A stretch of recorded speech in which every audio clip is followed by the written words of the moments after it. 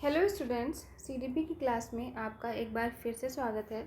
पिछली कक्षा में हमने शिक्षण के बारे में पढ़ा था, यानी कि मैंने आपको कल की वीडियो में बताया था कि हमारा सीडीपी में 2 पेपर होगा। पेपर 1 का जो सिलेबस है वो हमने कंप्लीट कर लिया था और पेपर 2 का सिलेबस हमने कल से ही स्टार्ट किया है। पेपर 1 में हम बाल विकास से रिलेटेड चीज़ें पढ़ते थे, यानी कि बाल विकास क्या है, बच्चे का विकास किस तरह से होता है, उसके बारे में उसका फिज़िकल, मेंटल, इमोशनल, इन सारे एस्पेक्ट्स को ध्यान में रखते हुए पर्सनैलिटी क्या होती है, यानी कि बच्चा होता क्या है, उसका मन, उसका शरीर, हर एक चीज़ को हमने पेपर 1 में उसके तहत हमने डिस्कस कर लिया। अब पेपर 2 में हम क्या देखेंगे कि बच्चे को किस तरह से पढ़ाना है, तो शिक्षण कार्य कैसे करना है, शिक्षण कार्य किस एज के बच्चे को कैसे पढ़ाना है, कौन कौन सी जो विधियाँ होती हैं पढ़ाने की, वो विधियों के बारे में देखेंगे। फिर पढ़ाने के क्या रूल्स हैं, ठीक है, यानी कि शिक्षण पद्धति, शिक्षण सिद्धांत, ये सारी चीज़ें हम इस बुक में या फिर इस पेपर 2 में डिस्कस करने वाले हैं। तो आपको मैंने बताया भी था कि दोनों ही जो पेपर होंगे आपके वो 50-50 मार्क्स के होंगे, जिसमें से आपके 15 क्वेश्चंस, यानी कि कल की वीडियो अगर आपने नहीं देखी है तो देख लीजिए, उसमें हमने पेपर को भी देखा था कि 15 क्वेश्चंस आपके जो हैं वो एमसीक्यू वाले थे, यानी बहुविकल्पीय वाले। फिर 15 क्वेश्चन आपके 1 लाइनर या 1 वर्ड या फिर अति लघु उत्तरीय प्रश्न थे। उसके बाद 10 क्वेश्चन आपके लघु उत्तरीय वाले थे। तो कुल मिलाकर के 40 प्रश्न का एक पेपर होता है। तो ये सारी चीज़ें हमने कल डिस्कस की थी और चैप्टर 1 हमने स्टार्ट कर लिया था, शिक्षण एवं संप्रेषण, जिसमें हमने शिक्षण के बारे में कि इसकी परिभाषा क्या है, क्या इसका यूज़ है, ये सारी चीज़ें हमने देख ली थी, महत्व एंड ऑल सारी चीज़ें। आज हम देखेंगे कि शिक्षक की दृष्टि से शिक्षण की प्रासंगिकता क्या है, यानी कि एक शिक्षक के लिए शिक्षण कितना इम्पोर्टेंट है। शिक्षण शिक्षक के माध्यम से छात्रों के व्यवहार में वांछित परिवर्तन लाने में सफल होता है, यानी कि आप देखेंगे कि विशेषता, महत्व, ठीक है, ये सारी चीज़ें लगभग सेम एक ही बात रिपीट कर रहा है। यही सेम चीज़ें हमने डेफिनेशन में भी देखी कि शिक्षण क्या करता है, व्यवहार में परिवर्तन लाता है, विकास करता है, बच्चे के विकास में सहायक होता है, उसे एक अच्छा मनुष्य बनाता है, उसका सर्वांगीण विकास करता है, उसको जीवन जीने के योग्य बनाता है, व्यावसायिक शिक्षा में उसका रोल है। वही सारी चीज़ें फिर हम यहाँ पर भी पढ़ेंगे। तो ये जो पॉइंट्स होते हैं एक जैसे रिपीटेड वाले, ये आपके लघु उत्तरीय वाले जो प्रश्न होते हैं, लघु उत्तरीय, उसके हिसाब से इम्पॉर्टेंट होते हैं, उस लिहाज से आपको देखना है। यानी कि आप इतना डिटेल में नहीं भी देखते हो तो आप इतना बना करके लिख लोगे, लेकिन जो एमसीक्यूज़ वाले क्वेश्चंस होते हैं, यानी कि कौन सा कथन किसका है, इस तरह के प्रश्न, टू द पॉइंट वाले आंसर वाले, उनको आपको विशेष तौर पे ध्यान रखना है, क्योंकि उसमें आप बना के नहीं लिख सकते और आंसर सही है तो सही, गलत है तो गलत। एनीवे, तो हमने अभी तक देखा कि शिक्षण क्या है। शिक्षण की मूलभूत अगर हम बातें करें तो व्यवहार में वांछित परिवर्तन, यानी जैसा परिवर्तन हम चाहते हैं, ये नहीं कि बस परिवर्तन हो, वैसा परिवर्तन हो जैसा हमें चाहिए, उस तरह का परिवर्तन अगर हम छात्र में कर पा रहे हैं तो हमारा शिक्षण प्रभावी है। शिक्षण के द्वारा शिक्षक छात्रों की कमजोरियों का निदान करके सुधार के उपचार देने का कार्य करता है, यानी कि वही बात कि जो बच्चा है, जो छात्र है, उसका विकास हो रहा है, उसकी कमज़ोरियाँ, उसकी कमियां दूर हो रही हैं। शिक्षण की क्रियाएं अनुदेशन प्रारूप तैयार करने में सहायक होती हैं। हमने पढ़ा था कि शिक्षण कैसा, इसकी विशेषता में हमने देखा था कि ये कैसा होता है, अनुदेशात्मक होता है, निर्देशात्मक होता है, यानी कि एक तरह से गाइडेंस का काम करता है। शिक्षण का मतलब क्या है, गाइड करना बच्चे को, हम बच्चे को गाइड कर रहे होते हैं, केवल रास्ता दिखा रहे होते हैं, चलना बच्चे को खुद ही उस पर होता है। शिक्षक को शिक्षण के द्वारा बालकों में ज्ञानात्मक, भावात्मक, क्रियात्मक पक्षों का विकसित करने में सहायता प्राप्त होती है, यानी कि वही फिर से सेम रिपीटेड बात कि हर प्रकार का विकास इसमें होता है। शिक्षण द्वारा शिक्षक छात्रों की सृजनात्मक शक्ति को विकसित करता है, जिससे छात्र नवीन ज्ञान की खोज, नवीन चिंतन, नवीन आविष्कार आदि करने के लिए तत्पर हो जाते हैं, यानी कि उसके अंदर सृजनात्मकता, यानी कि कुछ बनाने की, कुछ नया करने की जो शक्ति होती है, उसका विकास करता है। तो ये सारी चीज़ें देख ली हमने। अब यहाँ पर ये इम्पॉर्टेंट है, शिक्षण और प्रशिक्षण में अंतर, यानी कि शिक्षण क्या होता है, प्रशिक्षण क्या होता है, अनुदेशन क्या होता है और फिर इन तीनों का आपस में बारी बारी से क्या डिफरेंस है, ये इम्पॉर्टेंट होगा, स्पेशली शिक्षण और प्रशिक्षण में। तो देखो, आप सबको पता ही होगा कि शिक्षण का मतलब क्या है कि आपको शिक्षा दी जा रही है, अब ये कार्य कितने भी समय में संपन्न हो सकता है। जबकि प्रशिक्षण का मतलब ट्रेनिंग, यानी कि कुछ स्पेशल कार्य के लिए। शिक्षण में क्या है, आपका सर्वांगीण विकास होता है। शिक्षण कार्य में आपका सर्वांगीण विकास होता है, यानी कि आपके हर एक एस्पेक्ट पे ध्यान दिया जाता है। आप मेंटली आपका विकास हो, फिजिकली आपका विकास हो, यानी कि शारीरिक तौर पर भी आप सक्रिय रहें, मानसिक तौर पर भी रहें, भावनात्मक रूप में भी आप में स्थायित्व, ये सारी चीज़ों का विकास आपका शिक्षण में आता है। जबकि प्रशिक्षण किसी एक स्पेशल कार्य के लिए दिया जाता है। ठीक है, आपको फॉर एग्ज़ाम्पल 6 मंथ्स की ट्रेनिंग दी जा रही है किसी पर्टिकुलर चीज़ के लिए, आपको 3 महीने की ट्रेनिंग दी जा रही है, या फिर कोई भी आपको 1 हफ्ते की भी ट्रेनिंग हो सकती है। तो वो जो ट्रेनिंग होती है वो किसी एक ख़ास स्किल को सिखाने के लिए होती है, किसी पर्टिकुलर स्किल के लिए सिखाने के लिए होती है। जैसे फॉर एग्ज़ाम्पल जो टीचर्स होते हैं, तो फॉर एग्ज़ाम्पल उनकी जो है FLN ट्रेनिंग हो रही है, तो इसमें क्या होता है कि जो फाउंडेशनल होता है लिटरेसी का, न्यूमरेसी का, ये सारी चीज़ें सिखाई जाती हैं। तो सपोज़ कि ये 5 दिन का है, तो 5 दिन का जो हम टारगेट बनाए होंगे कि ये चीज़ें सिखानी है, वो 5 दिन में सिखा दी जाएंगी। जबकि शिक्षण में ऐसा नहीं होता। शिक्षण में कोई एक फ़िक्स टाइम नहीं होता कि इतने के अंदर आपको यही चीज़ सिखानी है। हालांकि सिलेबस डिफाइंड होता है कि आपको 1 साल के अंदर इतना सिलेबस पढ़ाना है, इस महीने का ये सिलेबस है, लेकिन उसमें बिल्कुल एग्जैक्ट नहीं होता, चीज़ें आगे पीछे हो जाती हैं। तो अब इसको हम अलग से देखते हैं। शिक्षण का अर्थ क्या है? पढ़ाना, शिक्षा देना, ज्ञान देना। ये शिक्षक शिक्षार्थी की उपस्थिति में संपन्न होने वाली अंतःक्रिया है, यानी कि परस्पर एक दूसरे के साथ। ऐसा नहीं है कि अगर जो पढ़ना चाह रहा है वो ना पढ़ना चाहे तो हम उसको पढ़ा लेंगे, या पढ़ाने वाला ना चाहे यानी शिक्षक ना पढ़ाना चाहे तो ऐसा हो जाए। जबकि प्रशिक्षण में क्या है, ये एक सुव्यवस्थित प्रक्रिया होती है। जैसे आपने देखा होगा कि मदारी क्या होता है, जो बंदर को नचाता है। इसमें क्या है, बंदर की इच्छा हो ना हो, लेकिन जो मदारी है उसको इतना पता है कि इसे कैसे ट्रेन करना है। ठीक है, वो उससे वो चीज़ें करवा ही लेता है, उसके हैबिट में वो चेंजेस करवा ही लेता है। तो ये एक सुव्यवस्थित प्रक्रिया होती है जिसके द्वारा व्यक्ति निश्चित उद्देश्य की प्राप्ति हेतु ज्ञान एवं कौशल को सीखता है। यानी कि इसमें जो उद्देश्य होता है वो बिल्कुल निश्चित होता है, कौन सा व्यवहार में परिवर्तन करना है, क्या सिखाना है, एग्जैक्ट चीज़ें क्लियर होती हैं। प्रकृति, शिक्षण को विज्ञान और कला दोनों माना गया है, जबकि प्रशिक्षण की प्रकृति वैज्ञानिक विधि पर आधारित है। ये इम्पॉर्टेंट है, ध्यान रखेंगे।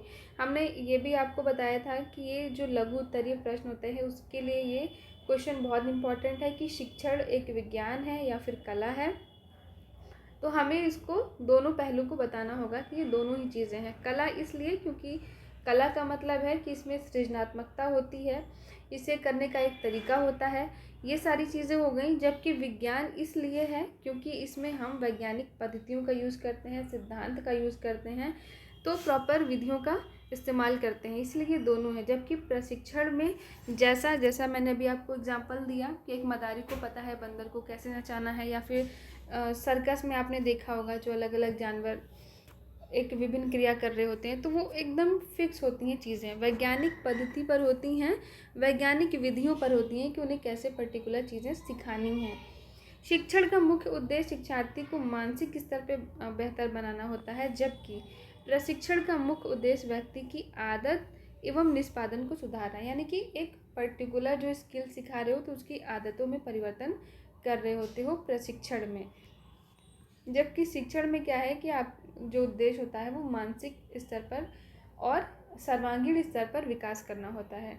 शिक्षण की समय अवधि दीर्घकालिक होती है, जबकि प्रशिक्षण अल्पकालिक होता है, जैसे 3 महीने का, 6 महीने का, 1 वर्ष का। अब शिक्षण और अनुदेशन में क्या अंतर है? तो अनुदेशन का मतलब क्या है? अनुदेश देना, यानी कि एक लेक्चर के माध्यम से चीज़ों को बताना या मार्गदर्शन करना। सामान्य अर्थों में अनुदेशन से तात्पर्य निर्देश देने या सूचना प्रदान करने से है। यह एक संकुचित प्रत्यय है, यानी कि अगर देखें तो संकुचित वे में एक इसका शाब्दिक अर्थ ये है, तथा शिक्षण का ही एक अंग है। इसका वास्तविक रूप कक्षा शिक्षण में देखा जा सकता है। कक्षा शिक्षण के मध्य शिक्षक छात्रों को विभिन्न प्रकार के निर्देश देकर ज्ञानात्मक सूचनाएं प्रदान करता है, जिसे हम अनुदेशन के अंतर्गत रख सकते हैं।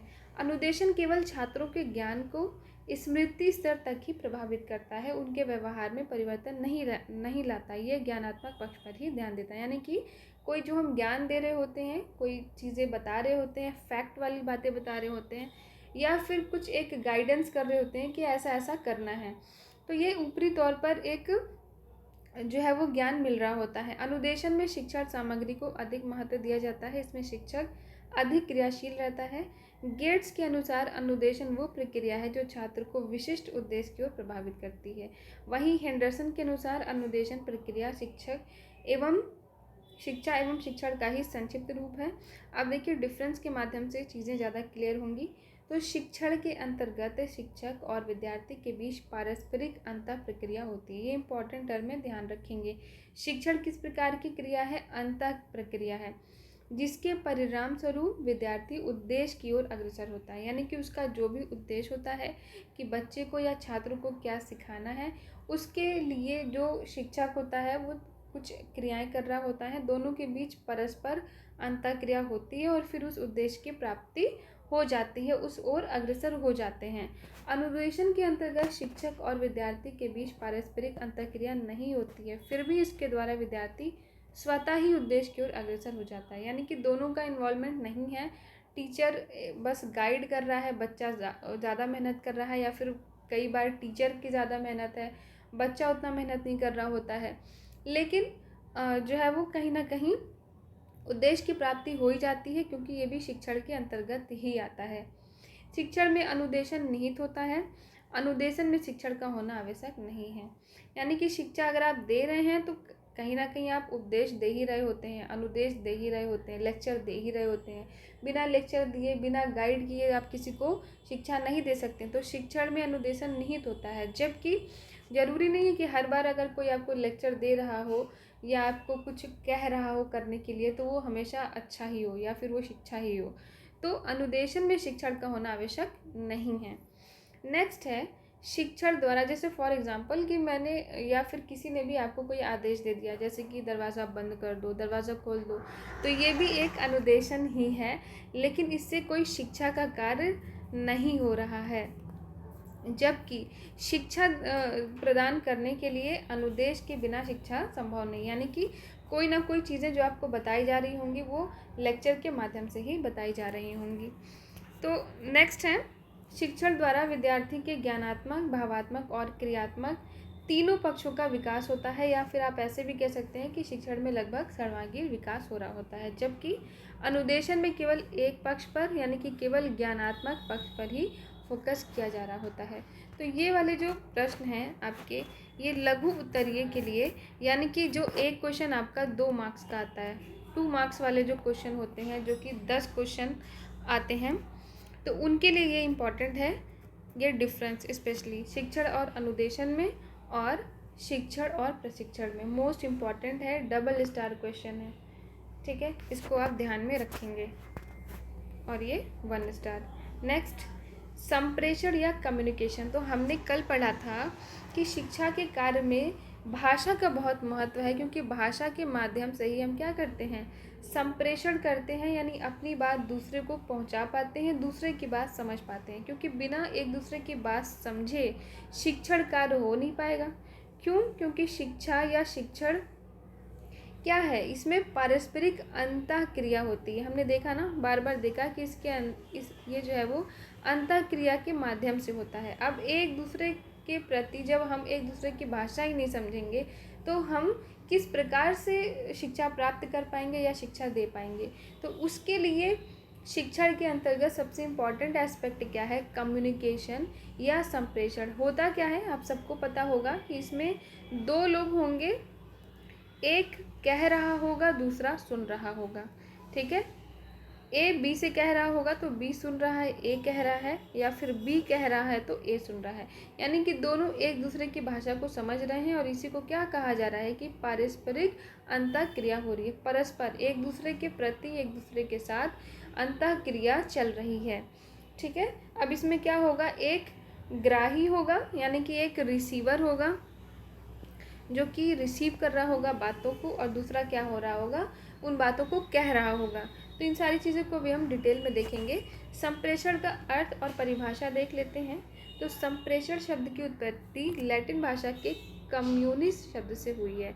ये शब्द ध्यान रखिएगा, ये एमसीक्यू में पूछ सकता है, यानी कि बहु विकल्पीय जो प्रश्न होते हैं या फिर वन लाइनर वाले में पूछ सकता है कि कम्युनिकेशन शब्द की उत्पत्ति किस शब्द से हुई है, तो कम्युनिस्ट से हुई है। संप्रेषण शब्द अंग्रेजी भाषा की कम्युनिकेशन का हिंदी रूपांतरण है।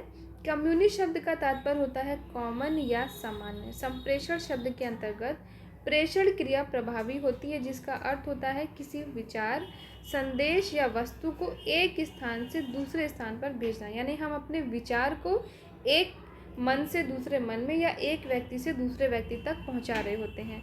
संप्रेषण व्यापक संप्रत्यय है, जिसके अंतर्गत सूचना, विचार या संदेश, यानी कि कुछ भी, चाहे वो सूचना हो, चाहे वो विचार हो, ज्ञान हो, संदेश हो, उसको भेजने का कार्य द्विपक्षीय या बहुपक्षीय होता है। जैसे कि दो लोगों के बीच में भी कम्युनिकेशन हो सकता है, या फिर बहुपक्ष, यानी जैसे कि अभी मैं पढ़ा रही हूँ तो बोलने वाली तो मैं अकेली हूँ, लेकिन सुनने वाले आप लोग कई सारे होंगे, यानी कि बहुपक्ष है। तो द्विपक्ष भी हो सकता है कि एक बोल रहा हो, एक सुन रहा हो, और बहुपक्ष भी हो सकता है कि एक बोल रहा है, बहुत सारे सुन रहे हैं। संप्रेषण की प्रक्रिया भेजने वाले या प्रेषक एवं प्राप्तकर्ता यानी रिसीवर के मध्य समान रूप से संचालित होती है तथा दोनों समान रूप से इस प्रक्रिया की सफलता के लिए उत्तरदायी होते हैं। यानी कि बोलने वाला भी इम्पॉर्टेंट है कि वो कितना बोल रहा है, क्या बोल रहा है, कैसे बोल रहा है, उसकी भाषा कैसी है, और सुनने वाला भी इम्पॉर्टेंट है। यानी कि अगर मैं बोल रही हूँ और आप मेरी बातें सुन नहीं पा रहे हैं, समझ नहीं पा रहे हैं, तो भी कम्युनिकेशन नहीं हो पा रहा है। क्योंकि कम्युनिकेशन का मतलब ही क्या है कि मैं जो चीज़ आप तक, जो अपने विचार आप तक पहुंचाना चाह रही हूँ, उसमें मैं तभी सफल मानी जाऊंगी जब वो आप समझ पाओ। यानी कि मैं आपको पढ़ा रही हूँ, अगर आपको मेरा पढ़ाना समझ में आ रहा है तभी ये कम्युनिकेशन सक्सेसफुल माना जाएगा, ये पढ़ाना सफल माना जाएगा। तो इसलिए इसमें संप्रेषण की प्रक्रिया में दोनों ही ओर से समान रूप से प्रक्रिया जो होती है, दोनों ही इसमें सफलता के लिए उत्तरदायी होते हैं। यानी कि सुनने वाला भी इम्पॉर्टेंट है और बोलने वाला भी इम्पॉर्टेंट होता है। अब ये दो प्रकार का होता है, शाब्दिक भी होता है, अशाब्दिक भी होता है। यानी एक तो आप सुन करके मेरी बातें समझ रहे हो, दूसरा आप ये जो इस किताब की जो पिक देख रहे हो, जो इमेज देख रहे हो, इसके माध्यम से भी कहीं ना कहीं आप जो चीज़ें पढ़ रहे हो, यानी कि ये भी तो एक संप्रेषण ही है। किताब के माध्यम से भी तो आप चीज़ें समझ रहे हो, जो फैक्ट्स बताए जा रहे हैं, जो आपको ज्ञान दिया जा रहा है, तो आप पढ़ करके भी देख रहे हो। तो दो तरह से आपका कम्युनिकेशन होता है, वर्बल और नॉन वर्बल। यानी कि शाब्दिक और अशाब्दिक, यानी एक तो मौखिक और लिखित हो गया, और दूसरा शाब्दिक और अशाब्दिक भी हो गया। जैसे कि इसमें जो आप लिखित में देख रहे हो, इसमें भी शब्दों का उपयोग है, लेकिन इमेज बना करके जो आपको दिखाया जा रहा हो, जैसे विभिन्न चित्र के माध्यम से मैं जो आपको बताती हूँ, एग्जाम्पल देती हूँ, या फिर आपको कोई इशारे के माध्यम से कोई बात आपको कह रहा हो, जैसे फॉर एग्जाम्पल घर में ही, तो कई बार जैसे हम कोई काम करते हैं तो क्या करती हैं, हमारी मम्मी हमें केवल आँख दिखा रही होती हैं, वो हमसे कुछ बोल नहीं रही होती हैं, तो हम उनकी आंखें देखकर ही समझ जाते हैं कि अच्छा हमें ये काम नहीं करना है। या फिर हमारी मम्मा क्या हो रही हैं, गुस्सा हो रही हैं, या फिर आंखें देख करके ही हम समझ जाते हैं कि सामने वाला जो है हमारे प्रति क्या सोच रहा है।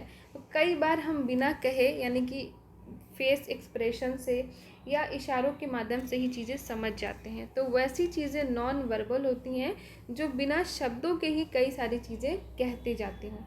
यानी कि बिना शब्दों का उपयोग किए ही जब हम एक दूसरे के मन की बात जान जाते हैं, तो उस तरह का कम्युनिकेशन नॉन वर्बल होता है, और जो शब्दों के माध्यम से होता है उसको हम वर्बल या शाब्दिक संप्रेषण कहते हैं।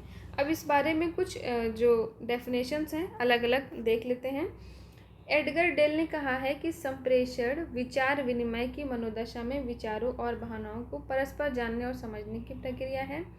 वहीं लुगिस और विगल के अनुसार संप्रेषण वो प्रक्रिया है जिसके द्वारा सामाजिक व्यवस्था के अंतर्गत सूचनाओं, निर्देशों तथा निर्णय द्वारा लोगों के विचार, मतों तथा अभिवृत्तियों में यानी एटीट्यूड में चेंजेस लाए जाते हैं। लीगन्स के अनुसार संप्रेषण वो प्रक्रिया है जिसके द्वारा दो या दो से अधिक लोग विचार, तथ्य, भावनाएं और प्रभाव आदि का इस प्रकार विनिमय करते हैं कि सभी लोग प्राप्त संदेशों को समझ जाएं। तो ये थोड़ा इम्पॉर्टेंट है, क्यों? क्योंकि इसमें कई एस्पेक्ट को यूज़ किया गया है। लगभग जैसे कि जो कई सारी डिफिनेशंस दी होती है ना, तो किसी ने एक बात को कहा, किसी ने एक बात को कहा, ठीक है, अलग अलग बातें कहीं, उसी में कोई एक दो डेफिनेशन ऐसी होती है जो 2-3 डेफिनेशंस को अपने में कंबाइन की होती है, यानी कि 2-3 परिभाषाएं उसमें सम्मिलित होती हैं। तो उसी प्रकार की जो परिभाषा होती है उस पर हमें ध्यान देना होता है। या फिर कोई बहुत फेमस साइकोलॉजिस्ट हो तो फिर उनका कथन इम्पॉर्टेंट हो जाता है। अब जैसे इसमें बोला है कि संप्रेषण में विचार, मतों आदि में परिवर्तन होता है। अब इसमें भी सेम चीज़ें कही गई हैं, लेकिन इसमें एक चीज़ और ऐड कर दी गई कि 2 या 2 से अधिक लोगों के। तो इसीलिए इसके कंपैरिजन में ये वाला जो डेफिनेशन या परिभाषा होगी वो ज़्यादा इम्पॉर्टेंट होगी, ठीक है। देखिए, इसमें भी विचार और विनिमय की बात है, इसमें भी सेम वही चीज़ है, यानी कि इन दोनों डेफिनेशन को मिला करके ये वाली डेफिनेशन या परिभाषा बनी है, इसीलिए ये वाली ज़्यादा इम्पॉर्टेंट हो जाती है। नेक्स्ट है, एंडरसन के अनुसार संप्रेषण एक गत्यात्मक प्रक्रिया, या फिर कोई जो बिल्कुल अलग बात कह रहा हो, यानी कि ऊपर की जो परिभाषाएं हैं उनमें ऐसी कोई बात नहीं की गई गत्यात्मक प्रक्रिया की, तो ये पूछ सकता है कि संप्रेषण को गत्यात्मक प्रक्रिया किसने कहा, या फिर संप्रेषण एक गत्यात्मक प्रक्रिया है, ये कथन किसका है। तो ये भी आपका डबल स्टार हो जाएगा एंडरसन के अनुसार, जिसमें व्यक्ति चेष्टा अथवा अचेतन रूप से दूसरों के संज्ञानात्मक ढांचे को उपकरण या साधनों द्वारा प्रभावित करता है। यानी कि चेष्टा यानी कि कोशिश, प्रयास, या तो जानबूझ करके हम चीज़ें सीखना चाहते हैं, या फिर हमारा जो अचेतन मन है, यानी कि अनइंटेंशनली, यानी कि जानबूझकर नहीं भी, लेकिन जो चीज़ें हम देख रहे होते हैं, सुन रहे होते हैं, वो कहीं ना कहीं हमारे माइंड में चली जाती हैं। नेक्स्ट है, न्यूमर और समर के अनुसार संप्रेषण 2 या 2 से अधिक व्यक्ति द्वारा। तो ये सेम ही डेफिनेशन है जो हमने ऊपर देखा, इसको नहीं देखेंगे। आगे के भी कथन हमें देखने की ज़रूरत नहीं है। कीथ डेविस का देख लेंगे, संप्रेषण सूचनाओं और समझ को एक व्यक्ति से दूसरे व्यक्ति तक पहुंचाने की प्रक्रिया है। यह भी इम्पॉर्टेंट है, क्योंकि to the point, very short में आपको एक एग्जैक्ट डेफिनेशन दे दी गई है। अब सेम प्रकृति और विशेषता में वही सारी बातें फिर से रिपीट होंगी जो हमने परिभाषा में देखी है, जैसा कि जितने भी हमने परिभाषाएं देखी सब में ऐसा ही होता है। तो ये अगेन आपका जो लघु उत्तरीय प्रश्न है उसके लिए इम्पोर्टेंट हो जाएगा। संप्रेषण एक उद्देश्यपूर्ण प्रक्रिया है, शिक्षण भी, आगे जितनी भी चीज़ें आपने देखी पीछे में वो सब में एक ही सेम चीज़ें बताते हैं कि ये एक उद्देश्यपूर्ण प्रक्रिया है, क्योंकि दुनिया में जो भी हो रहा है वो किसी न किसी उद्देश्य से ही हो रहा होगा। संप्रेषण पारस्परिक समन्वय स्थापित करने की प्रक्रिया है। शिक्षण में भी हमने सेम बात देखी थी कि पारस्परिक अंतःक्रिया होती है, यानी एक दूसरे के जो 2 लोगों का इन्वॉल्वमेंट होना इम्पॉर्टेंट है इसमें। संप्रेषण में विचार विमर्श और विचार विनिमय पर विशेष ध्यान दिया जाता है। प्रभावशाली संप्रेषण उत्तम शिक्षण का आवश्यक पक्ष है। संप्रेषण प्रक्रिया के द्वारा सामाजिक मानवीय वातावरण का भली भांति संचालन होता है। संप्रेषण गत्यात्मक, ये इम्पॉर्टेंट है, इसको ध्यान रखेंगे। संप्रेषण कैसी प्रक्रिया है, तो ये गत्यात्मक, यानी एक से दूसरी, यानी कि हमने ए के मन की बात बी तक पहुंचाई ना, तो ए के मन की बात चल के कहाँ गई, बी तक, ये गत्यात्मक हुई ना, एक जगह से दूसरी जगह चली गई, इसी को कहते हैं गत्यात्मक, यानी कि एक जगह से दूसरी जगह मूव करने वाली। तो संप्रेषण कैसी प्रक्रिया है, गत्यात्मक प्रक्रिया है, ये ध्यान रखेंगे। संप्रेषण प्रक्रिया के अंतर्गत प्रत्यक्षीकरण समावेशित होता है, यानी कि यदि संदेश प्राप्त करने वाला व्यक्ति संदेश का उपयुक्त तरीके से प्रत्यक्षीकरण नहीं कर पाता तो वो संभव नहीं है। यानी कि जो बात अगर मैं आपको समझा रही हूँ और आपको समझ में नहीं आ रही है और आप मेरे सामने प्रत्यक्ष रूप में हो, तो मैं कहीं ना कहीं समझ जाऊंगी आपके फेस एक्सप्रेशन से कि आपको मेरी बातें समझ में नहीं आ रही हैं। या फिर जब तक कि मैं उस चीज़ को अपने आप में यानी कि अच्छे से एक्सप्लेन करना नहीं जानती हूँ, तब तक भी आपको वो चीज़ समझ में नहीं आएंगी। यानी कि मुझे खुद भी पहली बात तो रियलाइज़ होना चाहिए कि जो मैं बोल रही हूँ वो मैं क्या बोल रही हूँ।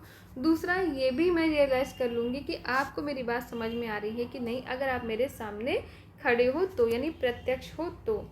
सूचनाएं वस्तुनिष्ठ होती हैं, जबकि संप्रेषण में व्यक्ति के व्यक्तिगत प्रत्यक्षीकरण की महत्वपूर्ण भूमिका होती है। यानी कि हम किसी को निर्देश दे रहे होते हैं तो ठीक है, लेकिन जब हम कम्युनिकेट कर रहे हैं, बातचीत कर रहे हैं, तो सामने वाले का होना जो है प्रत्यक्ष रूप में ज़्यादा इम्पॉर्टेंट हो जाता है। संप्रेषण प्रक्रिया द्विपक्षीय होती है, अर्थात इसमें 2 पक्ष होते हैं। इसको हम बहुपक्ष भी कह सकते हैं, यानी 2 से ज़्यादा भी हो सकते हैं लेकिन 2 से कम नहीं हो सकते। आप अपने आप से अकेले में नहीं, जो आप बात करोगे उसको कम्युनिकेशन नहीं कहा जाएगा। क्यों? क्योंकि कम्युनिकेशन या संप्रेषण कैसी प्रक्रिया है? गत्यात्मक है। जैसे आपने अपने आप से बातें की तो आपकी बात आप तक ही रह गई ना, गत्यात्मक तो हुआ ही नहीं, यानी कि कोई जो विचार है एक जगह से दूसरी जगह गया ही नहीं। जब एक जगह से दूसरी जगह जाएगा इसका मतलब 2 लोगों का होना इम्पोर्टेंट है। तो इसीलिए कम से कम 2 पक्ष होंगे तभी हम मानेंगे कि संप्रेषण कार्य सफल हुआ है या फिर हुआ है। अब इसकी आवश्यकता या महत्व भी सेम, फिर से वही बातें कि विचारों के स्थानांतरण के लिए, हम अपने मन की बात दूसरे तक पहुंचाने के लिए हमें इम्पोर्टेंट है कम्युनिकेट करना या बातचीत करना।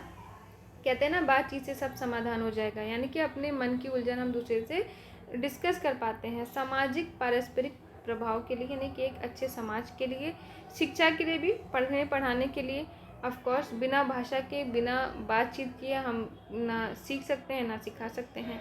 स्वयं को अद्यतन करने के लिए, अपने आप को भी अपडेट करने के लिए, मनोरंजन के लिए भी, यानी कि जो हम गाना सुन रहे होते हैं या फिर कुछ भी हम मैगज़ीन पढ़ें तो उन सब के लिए हमें कम्युनिकेशन की या बातचीत की आवश्यकता होती है। इसके अलावा वैश्विक जानकारी के लिए, तो इन सारी चीज़ों के लिए ही है। अब संप्रेषण की प्रक्रिया और तत्व या घटक, ये फिगर इम्पॉर्टेंट है और यहाँ से हम कल की क्लास में देखेंगे। तो आज जितना पढ़ा है उसका रिवीजन कर लीजिएगा और क्लास को बिल्कुल भी हल्के में नहीं लीजिएगा, क्योंकि एग्ज़ाम आपका बिल्कुल सर पर है और एकदम से चीज़ें आप रिवाइज नहीं कर पाओगे, स्पेशली सीडीपी में, क्योंकि यहाँ आपसे छोटी सी छोटी चीज़ें पूछ लेता है। कौन सा कथन किसका है, कौन सी बुक किसने लिखी है, एक एक टर्म, ये परिभाषा किसकी है। तो इसीलिए आपको सीडीपी बहुत डिटेल में और रेगुलर पढ़ने की आवश्यकता है। तो आज के लिए इतना ही, कल फिर मिलते हैं नेक्स्ट क्लास में।